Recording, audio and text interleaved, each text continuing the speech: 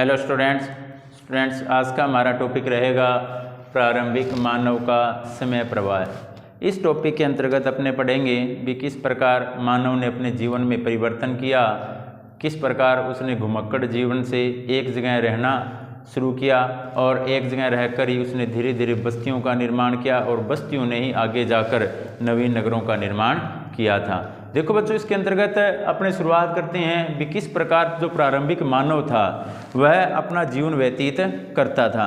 देखो इसके अंतर्गत अगर अपने बात करें तो प्रारंभिक मानव के जीवन निर्वाह की बात करते हैं अपने। सबसे पहले भी जीवन निर्वाह कैसे करता था, तो प्रारंभिक मानव क्या करता था, जंगली जानवरों का शिकार करता, जंगली जानवरों का शिकार करता, वह जंगल से कंदमूल, जड़ें, यानी अपने क्या कह सकते हैं, कंदमूल या जड़ें, इन्हें इकट्ठा करता और इन्हीं से अपना जीवन व्यतीत करता था। लेकिन इस जीवन जीने के तरीके में परिवर्तन कब आया भी, कब उसने जंगली जानवरों का शिकार करना या कंदमूल इकट्ठा कर या कंदमूल खाकर अपना जीवन व्यतीत करने से थोड़ा परहेज किया, कब वहाँ से थोड़ा सा अलग हुआ है। तो वह समय था 10,000 से लेकर, कब से 10,000 से लेकर 4500 वर्ष पूर्व। कितना? 10,000 से 4500 वर्ष पूर्व तक दुनिया के विभिन्न भागों में रहने वाले लोगों ने कुछ जंगली पौधों को अपने उपयोग के लिए उगाना और जानवरों को पालतू बनाना सीख लिया था। यानी कि प्रारंभिक मानव के जीवन जीने के तरीके में परिवर्तन कब आया, तो 10,000 वर्ष से लेकर 4500 वर्ष पूर्व। उस समय मानव में किस प्रकार का परिवर्तन आया, एक तो इसने जंगली पौधों को उगाना सीख लिया, जंगली पौधों को उगाना। कौन से जंगली पौधे? जो मानव के लिए उपयोगी थे, उन पौधों को इसने उगाना सीख लिया। इसके अलावा मानव किस ओर अग्रसर हुआ, पशुपालन की ओर अग्रसर भी हुआ था। किस ओर अग्रसर हुआ? पशुपालन की ओर अग्रसर हुआ था। यानी मानव ने जो कुछ एक जंगली पौधों को अपने उपयोग के लिए उगाना और जानवरों को पालतू बनाना भी सीख लिया था, यानी कि जानवरों को पालना शुरू कर दिया था। इसके फलस्वरूप खेती और पशुचारण कार्य उनके जीवन पद्धति का अंग बन गए। देखो जिस प्रकार उसने जंगलों के पौधों को उगाना, यानी कि अपनी उपयोग के लिए जो आवश्यक पौधे थे उन्हें उगाना सीख लिया और पशुपालन सीख लिया। अब मानव का जो जीवन था, इससे पूर्व किस प्रकार का जीवन था, घुमक्कड़ जीवन जीता था मानव, घुमक्कड़ जीवन जीता था। लेकिन यहाँ पर परिवर्तन कैसा आया, यहाँ पर क्या हुआ, मानव किस ओर अग्रसर हो गया था, यानी कि पौधों को उगाना सीख लिया। इसका अर्थ है किस ओर अग्रसर हो गया, खेती की ओर अग्रसर हुआ। और पशुपालन करना सीख लिया तो पशुपालन तो है, इसके अलावा पशुचारण की ओर भी अग्रसर हो गया था। तो कौन कौन से कार्य सीख लिए मानव ने, एक तो खेती करना और एक पशुचारण करना सीख लिया था और या इन पद्धतियों को अपना लिया था। इधर उधर बिखरे हुए खाद्य पदार्थों को बटोरकर खाने की बजाय उन्हें खेती के जरिए स्वयं उपजाकर प्राप्त करना मानव इतिहास की एक युगांतकारी घटना थी। देखो बच्चों, हुआ क्या भी, मानव को खाने पीने की जो वस्तुएं मिलती थी उनमें से कुछ एक वस्तुओं को मानव ने इकट्ठा करना सीखा भी। उन वस्तुओं को अपने संजोकर रखेंगे, यानी कि इकट्ठा करके रखेंगे और बाद में उनसे बीज निकालकर उन बीजों को बोएंगे। उससे क्या होगा, पौधे उगेंगे या पेड़ बनेंगे बाद में वो, यानी कि पौधे उगेंगे। तो इस घटना को अपने क्या कह सकते हैं, मानव के जीवन में एक युगांतकारी घटना थी, एक बहुत बड़ा परिवर्तन था। इस परिवर्तन ने मानव को किस ओर अग्रसर कर दिया था, खेती की ओर अग्रसर कर दिया था और पशुचारण की ओर अग्रसर कर दिया था। लगभग 13,000 साल पहले अंतिम हिमयुग का अंत हो गया और उसके साथ ही अपेक्षाकृत अधिक गर्म और नम मौसम की शुरुआत हो गई थी। तो देखो बच्चों, इसमें क्या बताया गया है भी, 13,000 वर्ष पूर्व, कब 13,000 वर्ष पूर्व जो अंतिम हिमयुग था, कौन सा, अंतिम हिमयुग था, इस हिमयुग का क्या हुआ, अंत हो गया। अब क्या हुआ, यहाँ का जो वातावरण था पृथ्वी का जो वातावरण था जहां हिमयुग समाप्त हुआ है वहां का वातावरण थोड़ा किस प्रकार से हो गया, गर्म और नम मौसम में परिवर्तित हो गया। क्या हो गया, गर्म हो गया वह नम हो गया। अब हिमयुग समाप्त हुआ, वातावरण गर्म और नम हो गया, इसका अर्थ था यहाँ पर पेड़ जो पौधे थे, ठीक है, उनको आसानी से उगाया जा सकता था। इसके फलस्वरूप जौ और गेहूं जैसे अनाज के पौधे उगाने के लिए परिस्थितियां अनुकूल हो गई थी। यानी जब 13,000 वर्ष पूर्व हिमयुग का अंत हो गया, इसके बाद जैसी जलवायु मानव को मिली वो जलवायु कैसी थी, गर्म व नम। अब ये दोनों ही प्रकार की जो जलवायु गर्म और नम, ये कौन कौन सी फसल के लिए उत्तम थी उस समय अगर देखें तो अपने जौ व गेहूं के लिए उपयुक्त थी। किसके लिए, जौ और गेहूं के लिए उपयुक्त थी।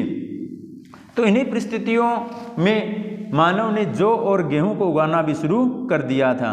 साथ ही जैसे जैसे खुले जंगलों और घास के मैदानों का विस्तार होता गया वैसे वैसे जंगली भेड़ों, बकरियों, मवेशियों, सूरों और गधों जैसे जानवरों की संख्या में भी वृद्धि होती चली गई। देखो क्या हुआ, अब मानव ने पशुचारण का कार्य शुरू कर दिया, ठीक है। दूसरी ओर मानव एक जगह टिक कर रहना शुरू कर दिया मानव ने। इसके साथ वह पशुपालन और खेती का कार्य भी वह कर रहा था।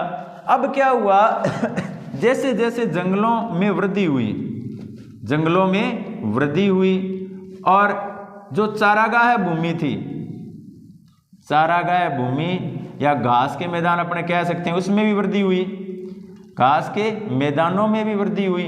अब इससे क्या हुआ, कौन कौन से जो पालतू जानवर थे जैसे भेड़ है, बकरियां हैं, मवेशी है, सूअर हैं और गधे हैं, इन जानवरों की संख्या में भी क्या होती चली गई, वृद्धि होती चली गई।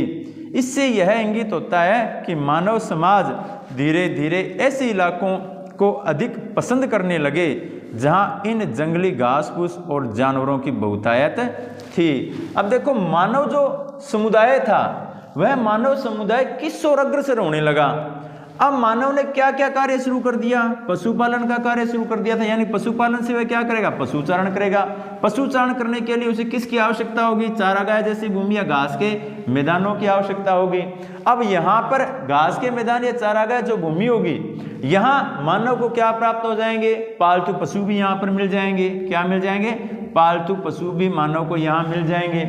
इसीलिए मानव जो समुदाय था वह किस ओर अग्रसर होने लगा, वह घास के मैदान या चारागाह भूमि की ओर अग्रसर होने लगा था। इसके अलावा अब पहले से काफी बड़े जन समुदाय ऐसे इलाकों में वर्ष के अधिकांश भाग में लगभग स्थायी रूप से रहने लग चुके थे। चूंकि कुछ एक इलाकों को अपेक्षाकृत अधिक पसंद किया जाता था, इसलिए वहां भोजन की आपूर्ति को बढ़ाने के लिए दबाव भी बढ़ने लगा था। संभवतः इसी कारण से कुछ खास किस्म के पौधों को उगाने और जानवरों को पालने की प्रक्रिया चालू हो गई। देखो क्या हुआ, जब मानव किसी विशेष स्थान को पसंद करता था, मान लो कोई विशेष स्थान ये है, अब ये मानव की पसंद है, तो मानव जो समुदाय के लोग हैं वो किस ओर अग्रसर होंगे, जितने भी मानव समुदाय के लोग हैं वो इस बाग की ओर अग्रसर होंगे। अब सभी इस बाग में आकर रहना शुरू कर देंगे तो इस बाग पर क्या होगा, दबाव बढ़ जाएगा ना। अब दबाव बढ़ेगा तो किस प्रकार की खेती की आवश्यकता होगी, गहन खेती की आवश्यकता होगी, या अपने कह सकते हैं अधिक पशुपालन की आवश्यकता होगी। तो हो सकता है भी इसी कारण से अधिक पशुपालन की ओर मानव अग्रसर हुआ और गहन खेती की ओर मानव अग्रसर होता चला गया। इसी कारण खास किस्म के पौधों को उगाने और जानवरों को पालने की प्रक्रिया भी शुरू हो गई थी। इससे यह स्पष्ट होता है कि जलवायु परिवर्तन, जनसंख्या का दबाव, कुछ खास किस्म के पौधों जैसे गेहूं, जौ, चावल, मोठ और बाजरा, वह जानवरों की अगर बात करें तो उसमें भेड़, बकरी, गधा और सूअर थे की जानकारी और उस समय पर मनुष्य की निर्भरता जैसे अनेक कारकों ने मिलकर ऐसा परिवर्तन लाने में अपनी भूमिका अदा की थी। एक ऐसा क्षेत्र जहां आज से लगभग 10,000 साल पहले खेती और पशुचारण प्रारंभ हुआ, यह फर्टाइल क्रिसेंट यानी उर्वर अर्धचंद्राकार क्षेत्र मध्य सागर के तट से लेकर ईरान में जाग्रोस पर्वतमाला तक फैला हुआ था। खेती की प्रथा चालू हो जाने से लोगों ने एक स्थान पर पहले से ज़्यादा लंबे अरसे तक टिकना शुरू कर दिया। इस प्रकार गारे, कच्ची ईंटों और पत्थरों से भी स्थायी घर बनाए जाने लगे। ये पुरातत्वविदों को ज्ञात प्राचीनतम गांवों में से कुछ एक उदाहरण भी है। देखो इसमें क्या कहा जा रहा है भी 10,000 वर्ष पूर्व, अपने से पूर्व भी किया था। 10,000 वर्ष पूर्व मानव ने क्या किया, मानव एक जगह टिक कर रहने लग गया था, एक जगह टिक कर रहने लग गया था, यानी कि उसका जो घुमक्कड़ जीवन था वह पीछे छूट गया। अब मानव एक जगह टिक कर रहने लग गया। अब एक जगह टिक कर रहने लग जाएगा तो इसका अर्थ है उसने कौन कौन से व्यवसाय शुरू कर दिए थे, खेती और पशुपालन। खेती में अपने उदाहरण ले सकते हैं, गेहूं है, जौ है, चावल है, मोठ है, बाजरा है। और कौन कौन से जानवरों को पालना शुरू कर दिया, भेड़, बकरी, मवेशी और गधा और सूअर, इनको पालना शुरू कर दिया था। अब इसमें कुछ एक उदाहरण भी मिलते हैं, जैसे एक अर्धचंद्राकार क्षेत्र मिलता है। कौन सा, अर्धचंद्राकार। अर्धचंद्राकार यानी कि आकृति किस प्रकार की रही होगी, इस प्रकार से रही होगी, आधे चांद की तरह। तो अर्धचंद्राकार क्षेत्र जो मध्य सागर के तट से लेकर ईरान में जाग्रोस पर्वतमाला तक फैला हुआ था। कहां से कहां तक, मध्य सागर से लेकर ईरान के जाग्रोस पर्वतमाला तक। यहां पर क्या हुआ, जब मानव लंबे समय तक लगातार रहना शुरू कर दिया मानव ने, तो मानव ने स्थायी आवास बनाने भी शुरू कर दिए। क्या किए, स्थायी आवास बनाने शुरू कर दिए। इसमें मानव ने गारे से या कच्ची ईंटों से मकान बनाने प्रारंभ कर दिए थे, यानी कि घर बनाने प्रारंभ कर दिए थे, जिन्हें अपने क्या कह सकते हैं, स्थायी आवास भी कह सकते हैं। कब से, 10,000 वर्ष पूर्व से। खेती और पशुचारण से कई अन्य परिवर्तन प्रारंभ हुए, जैसे मिट्टी के बर्तन बनाना जिसमें अनाज तथा अन्य उपजों को रखा जा सकता और खाना पकाया जा सके।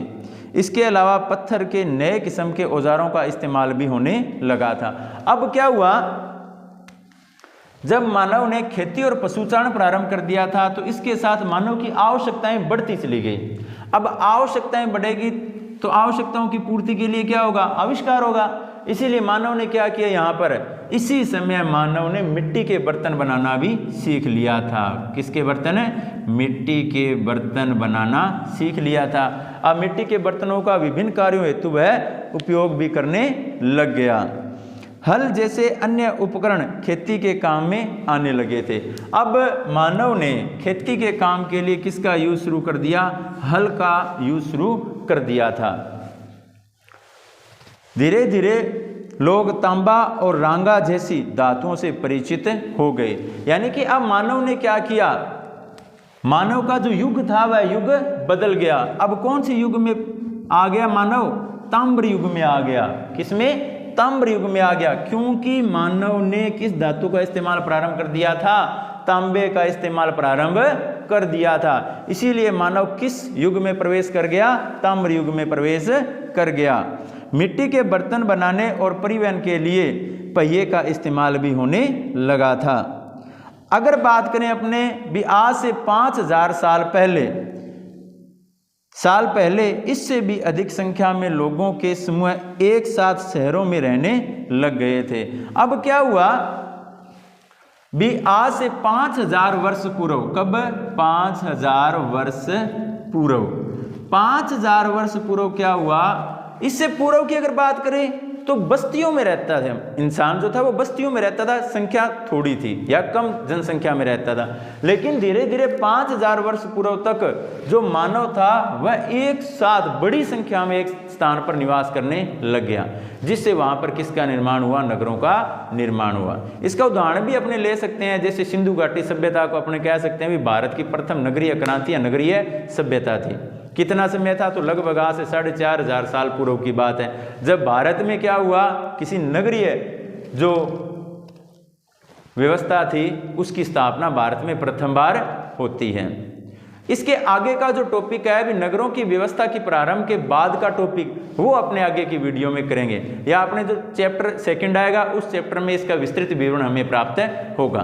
तो यहाँ तक का टॉपिक बच्चों आप अपने नोटबुक में नोट करें और इसे लर्न करें। यहाँ तक अपना लेसन नंबर 1 बिल्कुल कंप्लीट हो चुका है। थैंक यू बच्चों।